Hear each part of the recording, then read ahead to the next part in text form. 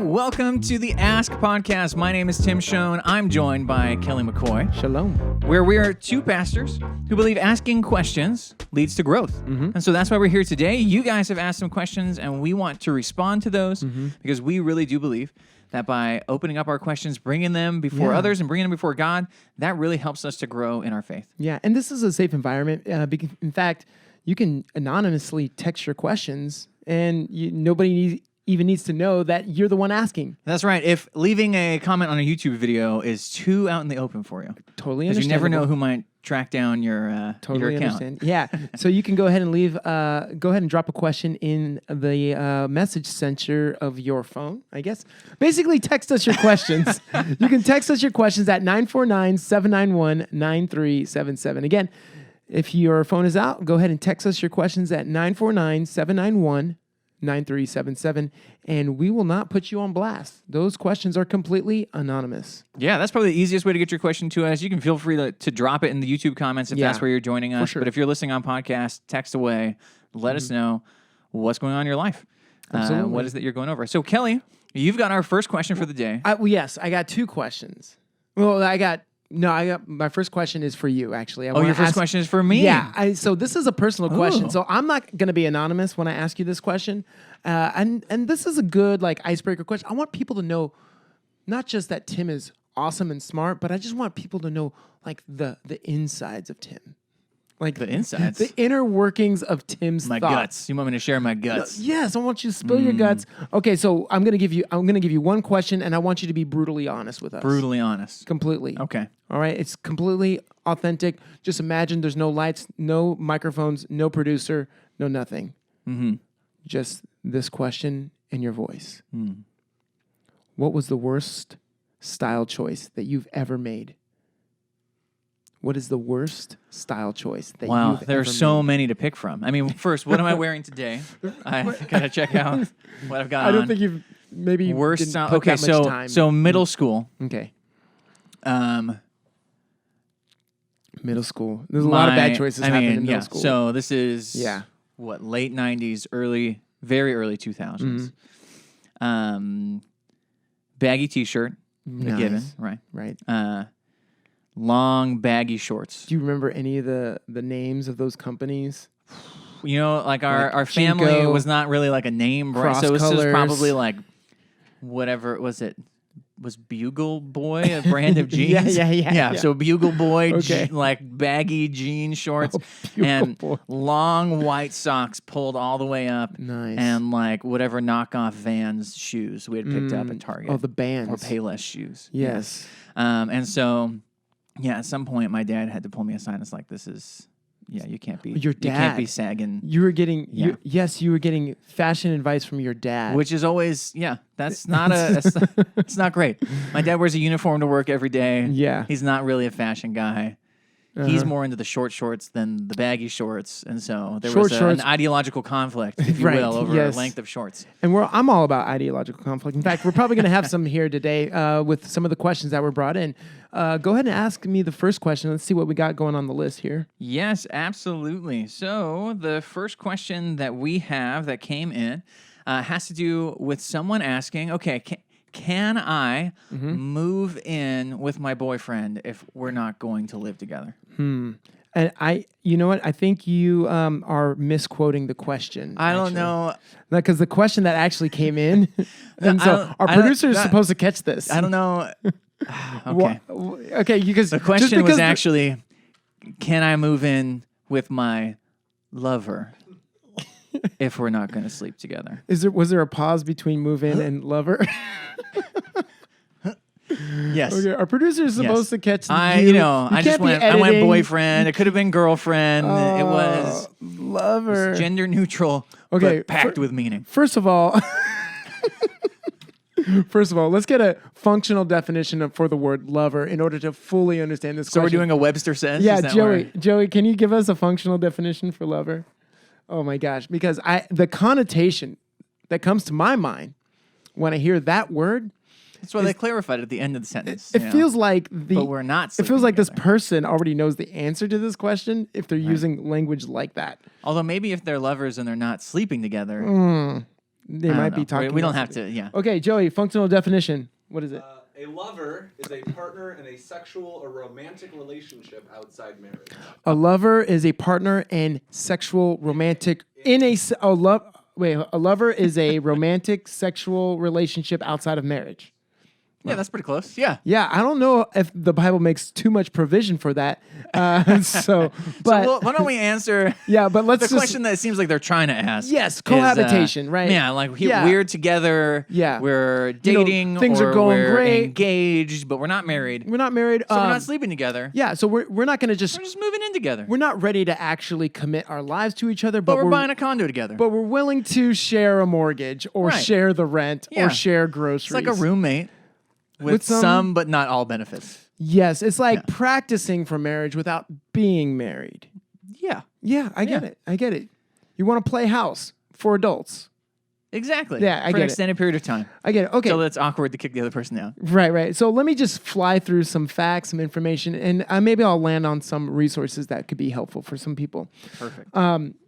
Typically this is the society that we live in. We think that's kind of a that's the order of operation, right? But just like in math, if you get the order of operation wrong, you're gonna get the equation wrong. And I think this is one particular element to successful marriages that our society has wrong. So you're saying I shouldn't get my relationship advice from like watching The Friends on rerun or How I Met Your Mother or those dating shows with the jawline guys that date these women who The Bachelor, that's what it's called. Yes, Right. Oh, yes. okay. Yeah. I don't think you should get your dating advice It's like, what show is he talking? from The Bachelor. Dating Game?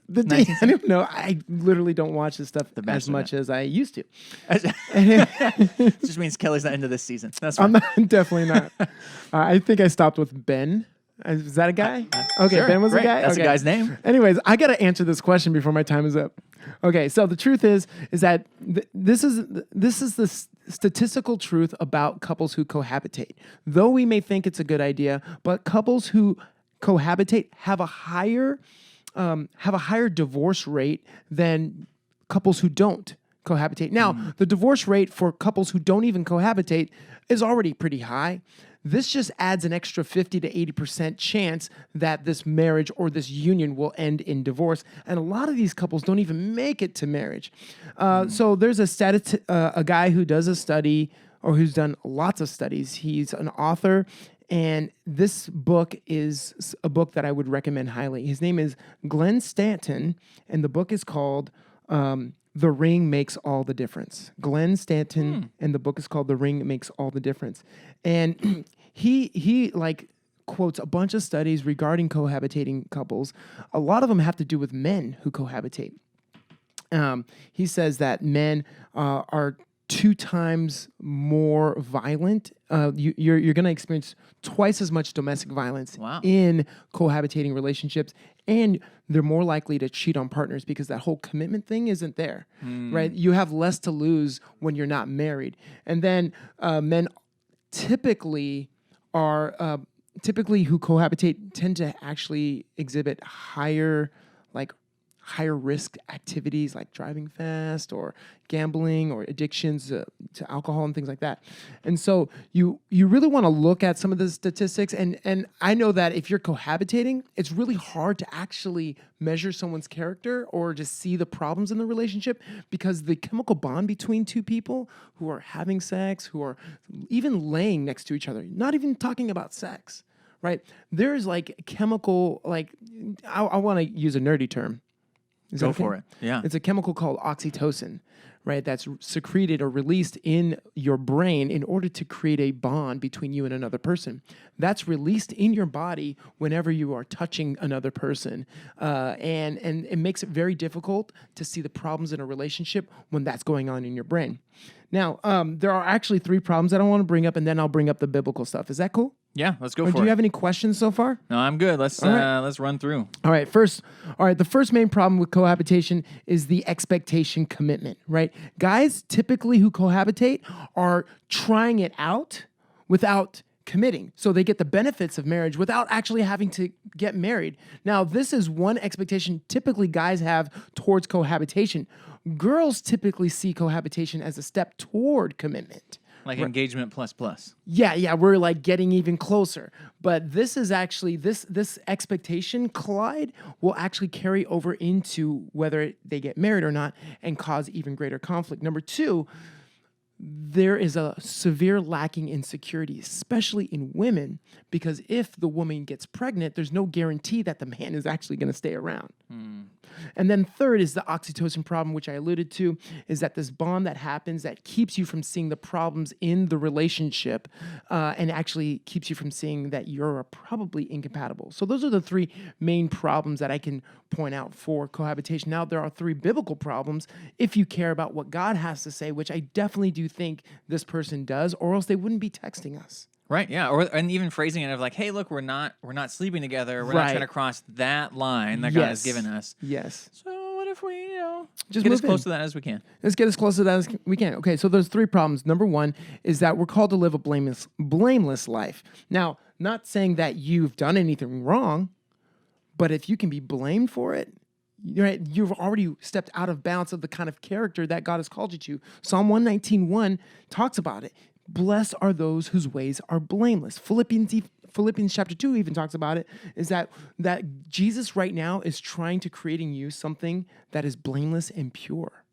And then, and so you want to actually stay away from any kind of scenario that would cause you to be blamed by those around you. And if you're living with your boyfriend, it's pretty easy to assume that you're probably having sex with your boyfriend or girlfriend. Yeah, like Paul says, don't have even a hint of sexual immorality. Yes, absolutely. Yeah, you don't want a hint of that, right? And I agree. So the second thing biblically, so the first thing is blameless. The second thing is to flee any lustful opportunity or flee temptation, right? 2 Timothy 2:22. It's really easy. It's just a bunch of twos. You can memorize it yourself. It says, flee youthful lusts. 2 Timothy 2:22, right? Any type of lustful situation that we could be in, you want to run the opposite direction. You don't want to run towards it. And cohabitation is definitely a step in a direction where it's going to lead towards lust. And I'm talking about lust. I'm not even talking about actual sex with another person. I'm talking about having sex in your mind, which is the definition that I'm using to determine what lust is. And then third, so first you have blameless. Secondly, you have lust. And then third, you have giving permission to the Christian community around you. You don't want to accidentally give permission for other people to put themselves in a tempting, lustful, or blame-filled situation. Yeah, you're going to go around telling everyone else, like, no, we live together, but we're not sleeping together. Right. Like, you're just going to print up T-shirts, I guess, so that everyone knows, like... Well, I mean, people are just going to... you're not trying to be an example, pointing the wrong direction. Yes, like, yes. People are just going to assume... Absolutely. But that's happening. And most of the time, people don't see themselves as an example. But here's the thing. People see your life. You're a walking billboard of the decisions that you make. 2 Corinthians 6:3 says, we put no stumbling block in the way of anybody. So we don't want to actually put a stumbling block in the way of somebody else by inadvertently giving somebody else permission to do these type of things as well. Yes. And then, so those are the big three. And if you're looking for more resources or you want to read up on this, you probably should pick up the book by Glenn Stanton, The Ring Makes All the Difference. Yeah, that sounds like a great book. I think ultimately right in this area, marriage is the goal. And we get into trouble whenever we try to circumvent. And get as close to the goal without actually getting there. And it's just even fascinating looking at some of these things that are mentioned in Glenn's book, that like of all the ways that just looking at life and the world that illustrate that marriage is not just a rubber stamp, right? Marriage isn't just a way of saying like, yeah, like now we're actually, I checked the box. Yeah, like that there's something substantially different in the way that God has set marriage up to work when two people are truly committed to each other, that provides a level of safety and security and stability for a relationship that's different than just being in a dating relationship or being engaged or moving in when you know that someone can bounce whenever they feel like that instability is so it's stability in the life of any functioning human being is such a high value. We don't realize how how much we actually seek stability, both in our finances, in Absolutely. our occupation. It frees us up so Yes. much to be who we really are. Absolutely. And then also, I think the other side of it too is that we have this idea in our world that's like thrown around all the time as if there's a perfect relationship that you're going to find. And so you just need to test out every relationship Yeah. until you find the right one that clicks. Yeah. But the real truth is, all relationships are hard work. You don't need to live together with someone to know if you can be married to them. You just know that whoever it is you marry, there's going to be things you have to work out. Marriage is not like the end.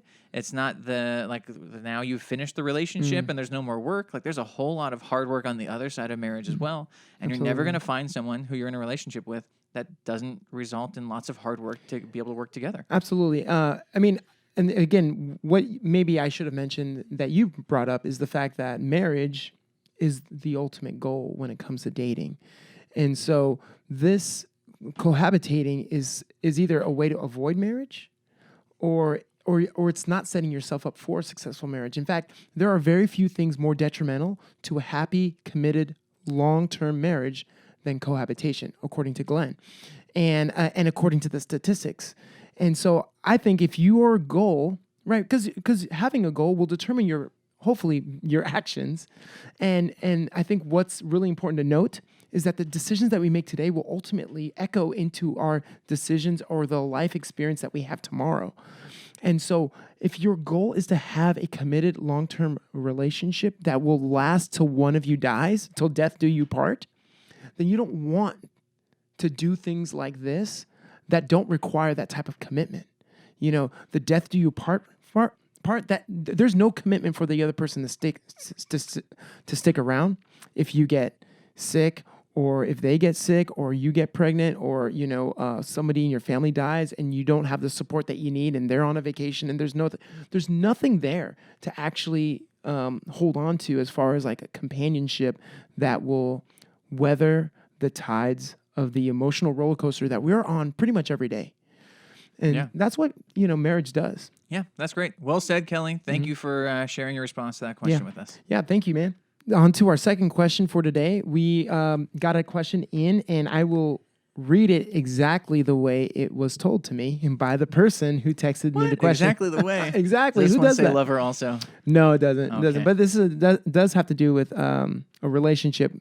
And so, again, if you're listening today and you have a question about relationship or you're confused maybe about what we're talking about, go ahead and text us. Let us know. That's right. It could be anything related to your faith, related to life, related to relationships. It could be any of that stuff. We've just been hitting some relationship questions recently, which is great. I mean, especially for the month of February, seems to make sense. There we go.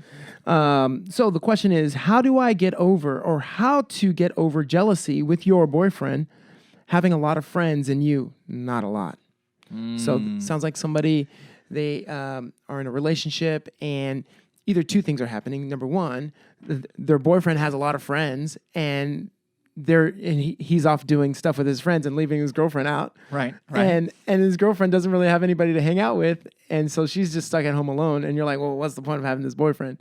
And so she's jealous of Possibly, yeah. her boyfriend. Or the second thing is she's completely cut away from all of her friends, Sure.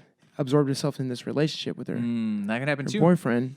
And now she doesn't have any friends, and all of her friends are now his friends. Yeah, I think there's a lot of ways that you can find yourself kind of in this situation, but there are Totally. And I've two been kind there. of main things that I kind of want to pick out of this question Okay. and pick apart a little bit. And the first thing I want to talk about is this idea of looking around and noticing, like, man, I don't have as many close friends or as many friends in general as someone else, right? Whether that's a boyfriend or outside someone you of the work with relationship. or Yeah. whoever, like just someone you see on social media. You're like, man, they seem to have a ton of people, and I'm hurting for friends right now. And so I want to talk about that real quick. That's good. And then I also want to talk about this idea of being jealous of other people's life circumstances, right? When you look at someone else's life and you feel that jealousy welling up, Like you're kind of missing inside. something. That's right. And so the first piece is that idea of having, like, wanting to have friends, right? When you look around and you feel like you don't have friends and other people do, that can be really difficult. I know I've gone through seasons like that in my life where I look around at other people and how they connect, and it's hard to not feel, that I'm missing out on something. And so that can be a really difficult spot to be in. The Bible makes it really clear that having friends is really valuable and important, right? That missing friendship makes sense, right? And so when God created Adam, Adam looked around and realized that he didn't have a person, and so he gave Adam Eve. We see examples in the Bible of David and Jonathan, who are really close friends. David describes their relationship as closer than even a romantic relationship between a man and a woman, that they're just really close friends. And then Ecclesiastes has this to say about friendships, where it says, two are better than one. This is Ecclesiastes 4, 9 through 12. Two are better than one because they have a good return for their labor. So if you work together with someone, right, you get more stuff done. If either of them falls down, one can help the other up, right? So when you fall down in life and you have someone else there alongside of you to come along and help you up, that's amazing. But pity anyone who falls down and has no one to help them. Also, if two lie down together, they'll keep warm, right? So if it's really cold outside, you're sleeping outside in the stars. If you're tending sheep or living in Texas and it's freezing, that having someone else there. Poor Texas. Yeah, poor Texas. I know. It's okay, Tesla to the rescue. Oh, there we go. That another person there helps you keep warm. Or having someone else when it's a really difficult, cold time in your life, someone else to come alongside of you can help you get through that. And the funny thing is, if I interrupt you real quick. You're interrupting scripture, but that's fine. Oh, Just scripture. No, go ahead. I What's think up? you're still expositing the passage. No, but we live in a society that really undervalues friendship. Like non-romantic, we live in a society that undervalues non-romantic friendship, and we see clearly that Solomon, the wisest guy who's ever lived, that's right. That he recognizes elevating having someone there with you is huge. And I think the Okay. one thing I'll at the let you very end that I want to get I'm to sorry. is it says in the last verse, though one may be overpowered, two can defend themselves, and a cord of three strands is not quickly broken. No. And so having companionship, having someone there who has your back, someone there who can pick you up when you're low, and someone that you pick up when they're low, isn't just a 1+1 kind of thing. It's an exponential amount that it adds to our lives to have those people who are close to us in our life. But the other thing I want to point out is in this passage, it's not talking about groups of 12 or 20 or 30 friends. It's talking about one other person with you or a cord of three strands. It's this idea that a couple people who are real close can make a huge difference in your life. That's great. Or even when we look at the life of Jesus, he had these 12 disciples with him. And it might be easy to think of that as like a group of 12 friends who are all equally close. But we see that Jesus is frequently peeling away 4 guys with him. And then even out of that 4, sometimes Andrew drops out, and it's just Peter, James, and John. hanging out with Jesus. And so sometimes we can feel a little bit like Andrew, right? Where it's like, oh man, it's just the group of 3. But I think that when we even see the life of Jesus, that there were a few people that he connected with really deeply, and a broader group of people that he connected with intentionally with those 12 to prepare them. And then ultimately, as a sidebar, but on friendship, right? Even Jesus, out of the 12 people that he had one person stab him in the back. Right. And so we should also expect that when we're investing in people's lives, that sometimes people are going to turn around and not be there for us. And so friendship has its ups and downs. It has its hurts. It has its pains. And just like any relationship. Yeah. Sometimes we need a friend who would be willing to stab us in the front. There we go. Right. Because the Bible also says, wounds from a friend can be trusted, but an enemy multiplies kisses. Yes. So it's good to have those friends who will challenge us, those friends who will point us in the right direction. Yeah. And so friendship is something that's valued in the Bible. And it's something important. And when you're missing that. Honest friendship. Yes. And when you're missing that, that pain from missing that is because you're missing out on something that is good, that we're designed for, that is beneficial to life. And so being sad that you don't have friends is good. But ultimately, it comes on us to be the ones to go out there and to find friends. Like they're not going to come. I think a painful realization for me in my life is that no one's going to knock on my door and be like, Tim, I'm ready to be your best friend. Other than, you might know somebody. Kelly, so, legit honest, right? Like the person sometimes that I've been jealous of when it comes to relationships is Kelly, right? Kelly's got the gift of woo. Kelly, but honestly, it's not just that people like Kelly. And it's not just that people hang out with Kelly, it's that Kelly chases people down. Right? Kelly has spent a lot of energy chasing me down and has made every effort to make any sort of concession to like, well, you could bring the kids over, they could play in the playground, we could do this, I've got this in my house, we could do this. And there are times when I'm just like, man, I'm just so tired, I can't peel myself off the couch. But when I realize, right, one, there's a personality difference. Right. But two, there's also an effort difference. And so when someone else is putting in more effort in relationships, like I can't be jealous of Kelly, who's devoted so much into his relationships, and me, I'm like, oh man, like 3 kids at home and a wife, and it seems understandable. Like, everybody has a different relational capacity, right? Yes, and at different times in their life, different seasons. Yeah, so you got like and different 5 personalities. people sucking the relational life out of you, and you're just, you're being my 3 kids, my wife, and Kelly. Yeah. Yes. So, but I'm just saying, like, you get filled up by Jesus, and then there's only so much that you can give out every day. Right. Yes. And so, totally, like, understanding, I put the bid out. You can't always make the bid, but you know what? We've actually developed our relationship so much that we can actually do this podcast together. So let's Absolutely. just not undermine the fact we've had some significant Tim Kelly time. For both of us, it's required investment. Totally. For both of us, it's required moving towards the other person. Yes. And I think when we look at friendships in our life and we feel like we're hurting on that, we can't just wait for it to happen. No. I think sometimes maybe we're used to, in grade school when we were growing up, and even some in high school, right? Our friendships are the people who are convenient that we're around all the time. Yeah. But the older we get, the less convenient relationships there are, and the more we have to go out and try to find friendships. Yes, absolutely. But ultimately, we shouldn't weigh it on how popular am I, how many people like me, how many people are following me on social media, how many people are superficial friends. Yeah, just because you're friended doesn't mean you have a lot of friends. We need to we look don't for want that. We want those the deep, core relationships. honest ones, Who the are ones those that 2 or are 3 people? biblical. Yeah. Yes, who are those 2 or 3 people who will pour into our lives when we're low and who we're willing to pour into as well. And so that's the friendship piece, which I think is important to highlight, is that ultimately you're built for this. You're built for That's it. why you feel You're responsible for finding friends, and it's not a comparison game between who's got more. Right. It's about, do you have the people to connect with, and understanding that not every person that you try to connect with is going to end up being that deep friend. Sometimes it just doesn't click, and that's okay. You move on. Totally. The other aspect, I think, is this jealousy piece. Right. And so the question was like, how do I get over jealousy about this area of friendship thing? And so we addressed the friendship thing first, but I think many of us can understand that, like, how do I get over this jealousy? This person got promoted and I didn't. This person got this accolade from a teacher or a boss and I didn't. This person has this stuff that I don't have access to. This person's in a relationship and I'm not in a relationship. We all have this, like, we know what it's like to be jealous. So the first thing I want to highlight is that a lot of times we mix up the ideas of jealousy and envy. And we're used to using those interchangeably. Totally. And I think a lot of times in our context, in our culture, we use those just to mean exactly the same thing.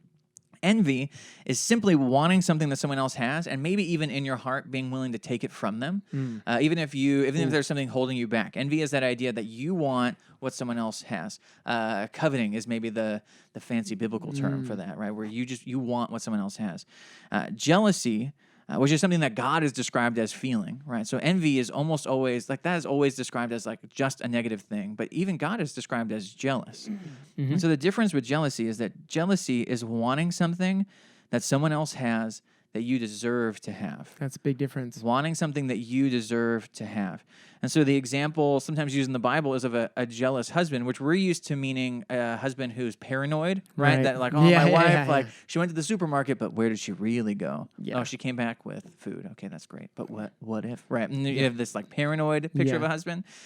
But in the Bible, it talks about sometimes God as a jealous husband, which is the idea of the husband's wife giving something to someone else that only the husband deserves, right? Whether that's time, attention, or sometimes even in some of these biblical passages, like sexual attention, right? As a picture of what's owed to God. And so for God, he becomes jealous when his people give their time, attention, and effort towards things that aren't as good or as satisfying as he is, right? And so he hurts for us, knowing that we're not getting the best thing, which is him, but he also is jealous because he deserves our time and attention. And so jealousy, at its core, is about wanting something that you feel like you deserve. And so when we feel jealous of someone else and what they have, when we feel like they have something we deserve, we need to take a hard look in the mirror and ask the question, why? Why do I think I deserve what they have. And I like the distinction because oftentimes we are not in the position where we deserve anything. I mean, if we look at the gospel, we don't really deserve anything. But God is always like in the position where he actually does deserve our time, attention, and affection. And when we give it away, he's fully in the right to be jealous. But we oftentimes are just not. That's right. Yeah, there's a lot of times. So do we really do we believe that people owe us their friendship, right? Because I think we would say if we really took a hard look at that, we'd be like, man, I guess that's really not true. Like people don't owe me their friendship. Yeah. They owe me some level of niceness, being kind to me. Yeah, like common, like social cordialness or whatever. You know, maybe like when I go to a grocery store and I give them my money and they say thank you. They don't have to say thank you. Right. But it's a common courtesy. Yes, but they don't owe me a debt of gratitude. Yeah, to be my new BFF. Yeah. Do you believe that right in this circumstance, right? Do you believe that your boyfriend owes you all of his time, right? Which is not even true of a husband and wife relationship. That all of the time goes to the other person. Do you believe that God owes you friends? Right. I think this is a big issue for a lot of us in our relationship with God. Is that we feel like He owes us something good. Right. We know from the Bible that friendship is good. We know from the Bible that God wants to bless us. He wants to give us good things. And He does. All the good things that we have come from the Father of heavenly lights, as the passage says. And so God wants to give us good things, but there's a difference between that and feeling like He owes that to us, right? What He owed to us was the wages for our sin, was death, was separation from Him and everything good, difficulty, destruction in this life, and ultimately punishment in the next. And instead, He graced us with His love and has given us all kinds. And if He would not hold back Jesus from us, why would He hold back anything else? But our being good doesn't result in twisting God's arm of leveling out the scale to be like, well, now you have to give me more good stuff. You know, sometimes obedience leads to blessing, but that's different than saying that God owes me friendship. And so when we feel that jealousy creeping in over wanting friends, we need to take a hard look in the mirror and ask, okay, why do I feel like I'm owed this thing, either from other people or from God? And so when you're feeling like there's a lack of friendship in your life, a couple quick things you can do. One, praying for friends is huge. Prayer helps open our eyes to what God might be doing around us. You might be like, oh man, there's this person that God's already put in my life that maybe I should be more intentional with. But praying is a great response, especially when it's a good thing that we already know God has said is a good thing. Absolutely. Put yourself out there, right? You have to be the person who takes ownership for your relationships in your life, right? If you're not close to people, then you need to make it your job to become close with people. And understand that people might not respond to that, and they don't owe that to you, and that's okay.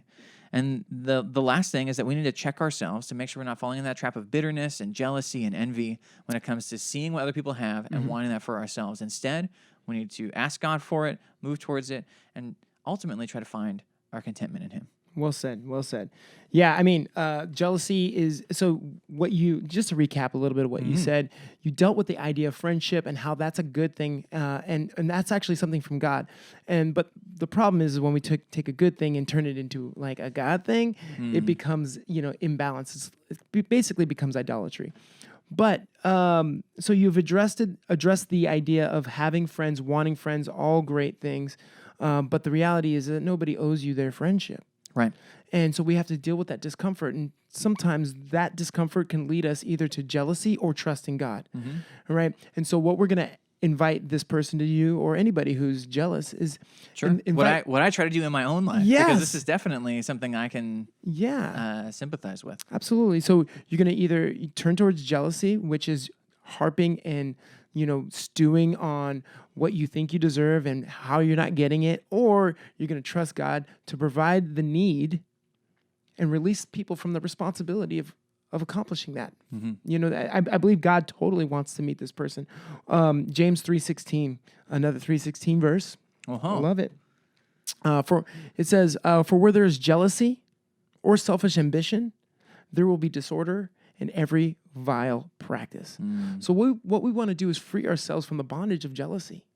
I think you'll find more freedom and you actually become more attractive as a friend if you are not carrying around this big, nasty, ugly, green-eyed monster called jealousy. Yeah. And that you are actually embracing forgiveness and contentment in Christ Jesus.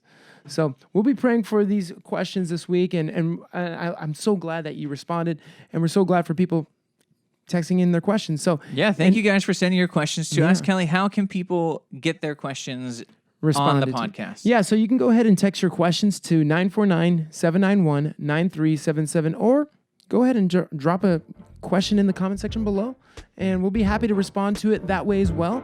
But if you want to remain anonymous, go ahead and text 949-791-9377. There we go. Thank you for joining us this week on the Ask Podcast, where we believe asking questions leads to growth.